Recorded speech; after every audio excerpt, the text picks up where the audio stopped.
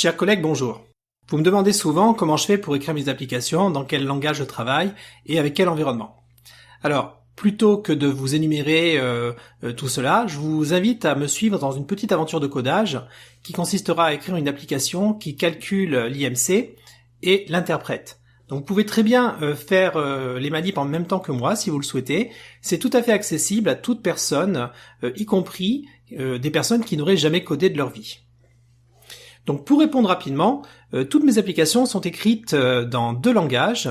La mise en forme de la page, c'est du HTML, et la partie algorithmique, c'est du JavaScript.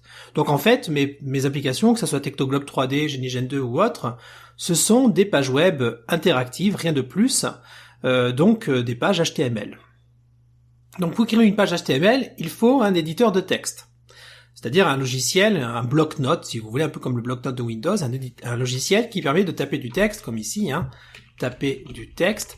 Et moi, j'utilise un logiciel gratuit, très simple, très léger, qui s'appelle Notepad++.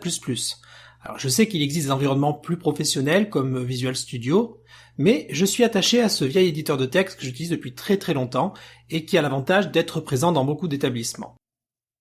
Donc je vous invite à installer, si vous voulez me suivre, ce petit logiciel gratuit qui s'appelle Notepad++, ou à utiliser un éditeur de texte quelconque. Donc la première chose à faire, c'est d'enregistrer une page vide comme ça, avec le bon format. Donc je fais Fichier, Enregistrer sous, et je donne comme nom index.htm. Voilà. Donc je viens de créer une page vide qui s'appelle index.htm. Eh bien cette page vide, ce sera le fichier qui contiendra le code de mon application. Donc la première chose à faire, c'est de délimiter cette page avec les bonnes balises. Comme c'est du HTML, le langage que je vais utiliser, eh bien je mets une balise HTML au début et une balise, et je la ferme avec un slash par une autre balise HTML. Donc en fait là, ce que je viens d'écrire, ce sont deux balises. Donc l'ouverture de la balise, la fermeture de la balise, qui délimite du code, et là je suis en train de dire que ce code sera en HTML. Alors dans une page HTML, il y a deux sections, il y a l'entête, donc je vais créer pareil une section pour l'entête en le délimitant par deux balises, c'est toujours le même principe, et puis il y a le corps de la page, c'est-à-dire tout ce qu'on voit à l'écran, donc pareil, je délimite une deuxième section que j'appelle body. Donc voilà ma page internet, son entête, son corps. Dans l'entête, je vais définir le titre de ma page. Donc je mets une balise title. Et je vais appeler ma page par exemple calcul de l'IMC. Et je ferme ma balise de titre. Voilà, donc je vais sauvegarder. Et imaginons que je vais voir à quoi ressemble mon application à ce stade. Donc c'est possible. Donc il suffit d'aller dans le répertoire où j'ai enregistré mon application et que je double-clique simplement sur mon fichier index.htm.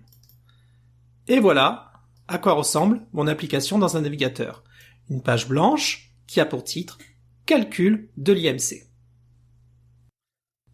Maintenant, on va commencer à mettre un peu de texte dans notre application. Alors le texte, bien sûr, je vais le mettre dans la balise body, dans le corps. Je vais commencer par mettre une petite invitation. Par exemple, veuillez saisir la masse en kilos et la taille en mètres de l'individu.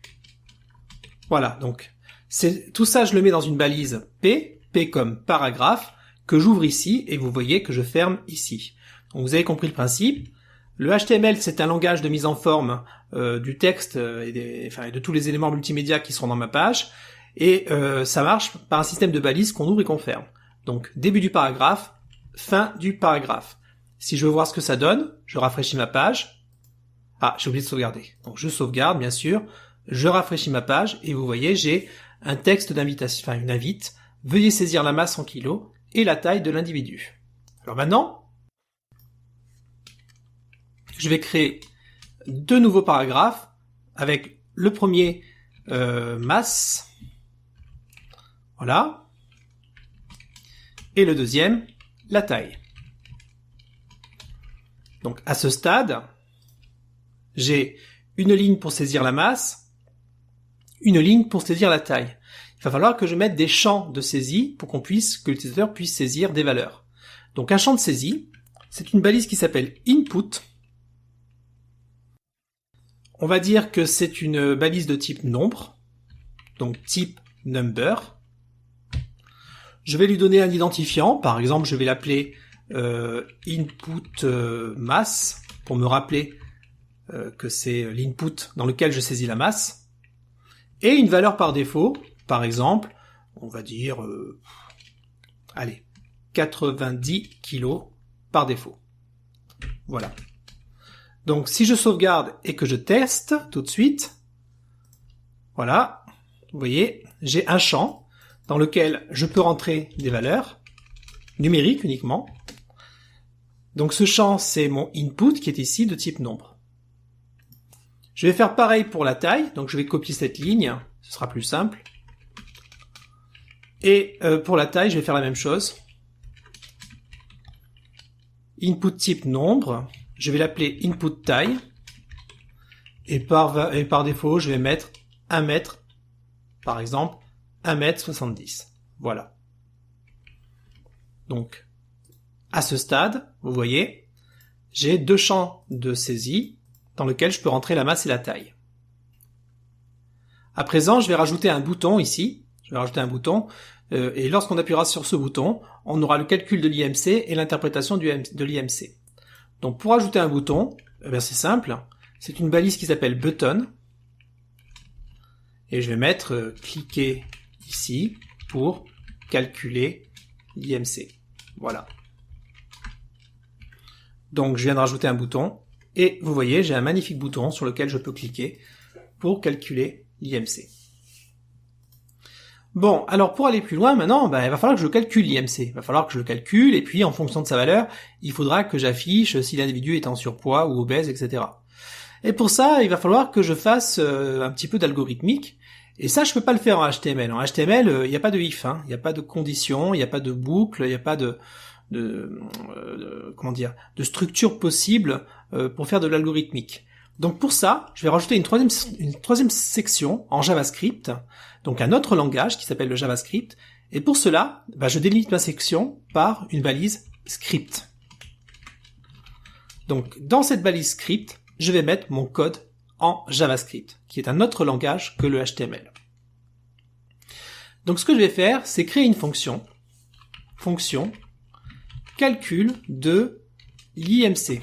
Voilà. Calcul de l'IMC, ce sera ma fonction. Elle ne prend pas de paramètres en entrée, puisque j'irai les récupérer directement dans les inputs.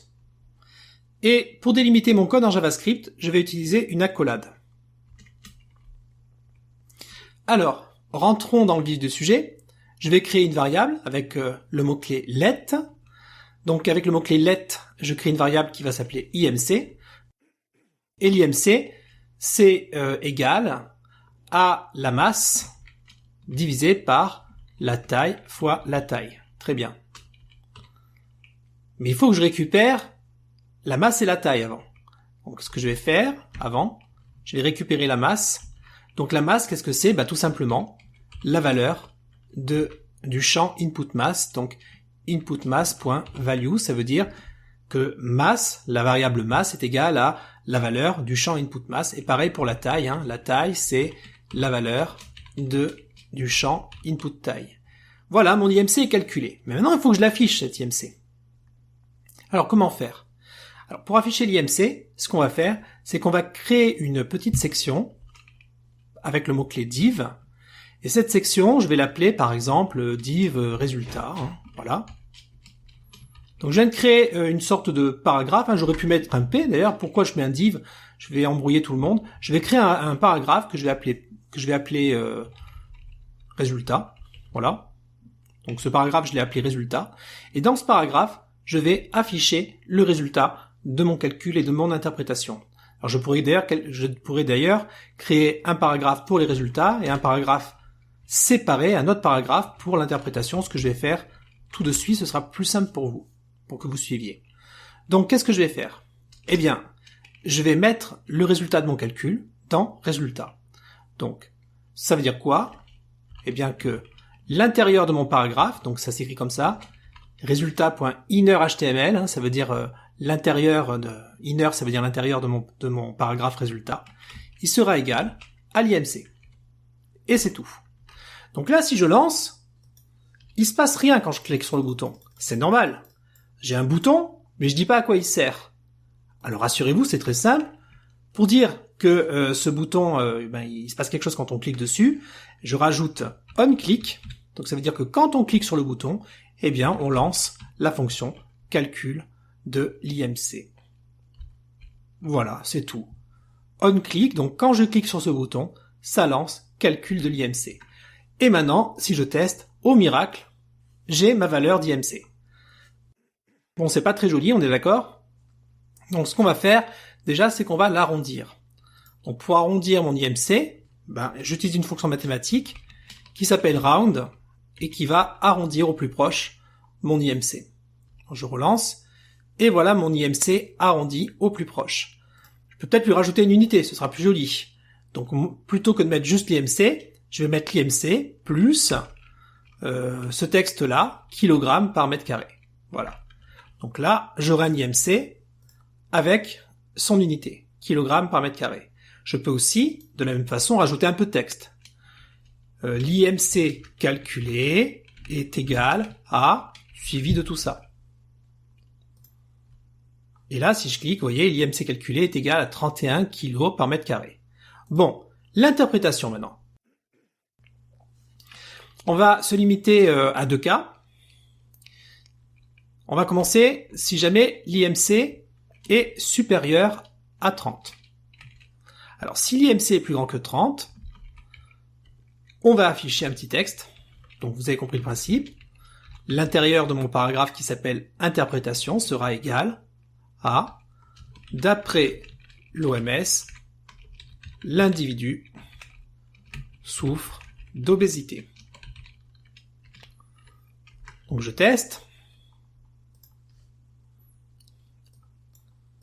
Vous voyez, hein, comme là je suis au-delà de 30, d'après l'OMS, l'individu souffre d'obésité. Si je mets une masse plus petite, j'ai toujours ce message. Ah oui, bien sûr, j'ai oublié. C'est normal, il faut que je fasse les autres conditions. Donc sinon, je vais laisser ce champ vide. Voilà. Pour l'instant, par défaut, on laissera ce champ vide. Voilà. Donc là, il souffre d'obésité, mais si je mets par exemple 60 kg, j'ai plus ce message. Alors on peut faire par exemple le surpoids. Mettre là, si l'IMC est plus grand que 30, on a ça. Sinon, si l'IMC est plus grand que 25, eh bien on va avoir, d'après l'OMS, l'individu souffre de surpoids. Et sinon, rien du tout. Alors bien sûr, il faudrait faire aussi le sous-poids, la maigreur extrême, etc. Vous avez compris le principe. Donc là, je relance. Là, j'ai une obésité. Là, j'ai un surpoids. Et là, j'ai rien du tout, tout simplement. Voilà. Mon application est terminée. Je pourrais l'embellir avec de jolis graphismes, de belles couleurs. Mais en tout cas, elle est fonctionnelle. Vous avez compris comment ça marche. D'un côté, on a du code HTML qui permet de mettre en page les différents éléments qui sont sur la page, sur l'application, les paragraphes, les sections, voilà, donc tout ça, ça se fait en HTML. Et puis en JavaScript, qui est le langage que vous avez ici, on écrit en quelque sorte l'algorithmique, c'est-à-dire l'ensemble de toutes les tests, les calculs, les comparaisons, les opérations qui permettent de rendre l'application interactive. Donc du HTML, du JavaScript, et j'utilise uniquement ces deux langages pour écrire mes applications. Donc pour vous donner une idée, quand je travaille sur une application, bien c'est toujours dans ce contexte-là que je suis. Je suis devant mon écran, en fait j'ai deux écrans. Sur cet écran ici, j'ai mon code HTML ou JavaScript, et sur l'autre écran que vous ne voyez pas ici, j'ai le résultat de mon travail, parce que j'ai mon navigateur qui est ouvert sur l'autre écran. Donc sur un écran, j'ai Notepad qui est ouvert, et c'est là que je code, et sur l'autre écran, j'ai le navigateur et je vois presque en temps réel le résultat de mon codage. Voilà, donc c'est un environnement qui est gratuit, vous voyez, qui est relativement léger. Souvent on s'imagine des logiciels très compliqués à prendre en main, avec beaucoup de boutons. Non, c'est l'environnement de codage, ce n'est rien d'autre qu'un éditeur de texte, et des codeurs un peu plus professionnels utilisent des environnements peut-être un peu plus complexes, mais franchement c'est quasiment la même chose. Un codeur professionnel sera peut-être sur un autre environnement, par exemple Visual Studio, mais Visual Studio, ce n'est rien d'autre qu'un éditeur de texte avec une coloration syntaxique un peu plus poussée, c'est tout. Voilà, donc ça veut dire que juste avec Notepad++, vous pouvez vous lancer, vous aussi, dans le codage d'applications en HTML JavaScript. Vous n'avez besoin de rien installer d'autre. Vous pouvez travailler, même dans votre établissement scolaire, vous lancez un éditeur de texte comme le bloc-notes ou Notepad++, et hop, vous pouvez taper votre code et le tester comme ça à la volée dans un navigateur. Donc le codage, vous l'avez vu, ne nécessite pas de logiciel particulier. Un simple éditeur de texte suffit pour faire des applications telles que, franchement, Tektoglob 3D, imaginez cette application, elle a été entièrement faite avec Notepad++. Comme toutes mes autres applications, je n'ai pas utilisé d'autres logiciels pour les coder.